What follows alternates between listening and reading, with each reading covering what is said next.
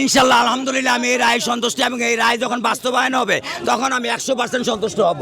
এই রায়ের ব্যাপারে মাননীয় প্রধানমন্ত্রী, মাননীয় বিচারপতি, মাননীয় যুব ক্রীড়া প্রতিমন্ত্রী এবং আমিনুল ইসলাম সাহেব এবং দ্বিতীয়ত হচ্ছে পুলিশ প্রশাসন এবং বাংলাদেশের জনগণ এবং সাংবাদিক মিডিয়া যারা আমাকে সাহায্য করেছেন, আমার স্বরাষ্ট্রমন্ত্রী, অন্য যারা আছেন আইনমন্ত্রী, তারা সবাই আমাকে সাহায্য করেছেন।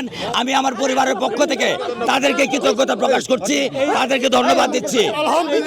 এই যে একটা মানে 5 দিনের মধ্যে কার্যদিবসের মধ্যে একটা রায় হয়েছে, এরকম তো অনেক দর্শন রয়েছে, সেই রায়গুলো দ্রুত হোক।